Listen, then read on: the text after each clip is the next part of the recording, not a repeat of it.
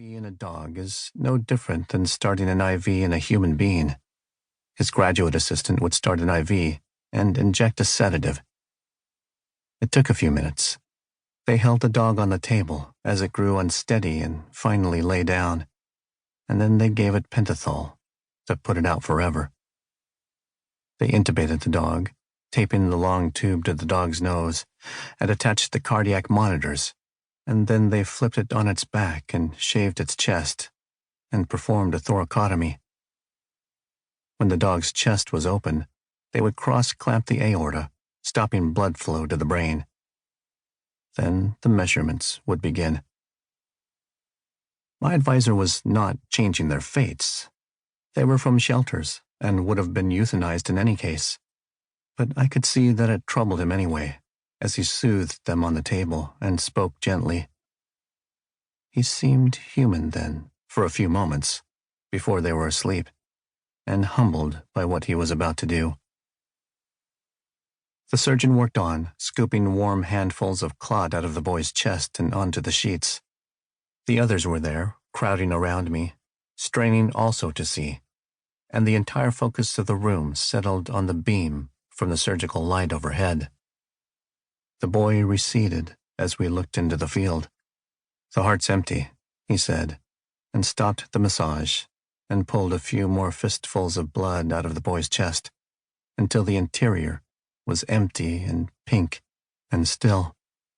The heart lay there before us, the lung, the pleural membrane, and it all looked clean and beautiful. Then he surprised me. "Let's have a minute of silence," he said, and bowed his head. It's new, that moment of silence. It's a modern ritual. The younger surgeons do it, even as the older surgeons walk away. So everyone stopped. The nurses, the trauma team, the X-ray tech who stood waiting in the corner, her services unrequired. For a moment, everyone stood quietly under the lights, looking at the boy's body, and no one knew the story then. No one knew anything. But suddenly it was reverent, and everyone could feel it.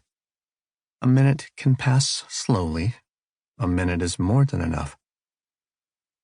"Okay," he said finally, lifting the flaccid heart and pointing with his finger. "The bullet went in the ventricle here, and then it continued through the vena cava. It's an unsurvivable injury."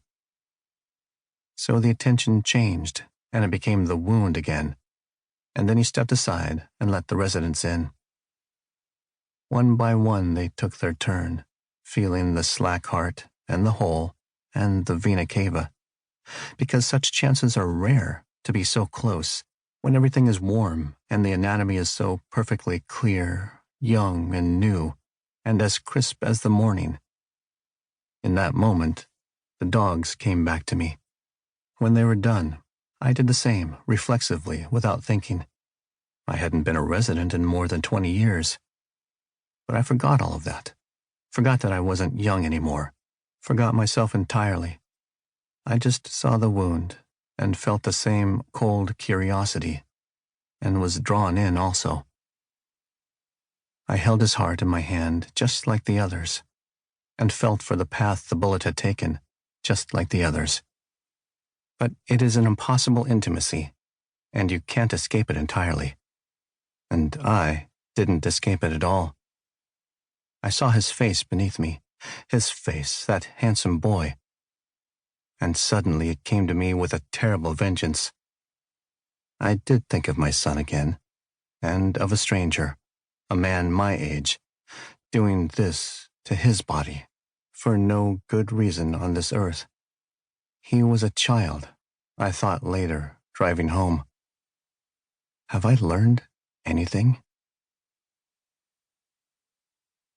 Hail. A fetal monitor sounds like surf in the distance. Strapped to the woman, it crashes and hisses because the microphone is sensitive. Every movement is a roar, and every drawn sheet is a waterfall. But all of that is noise. It's the center you listen for, the delicate wish, wish of the child's heart.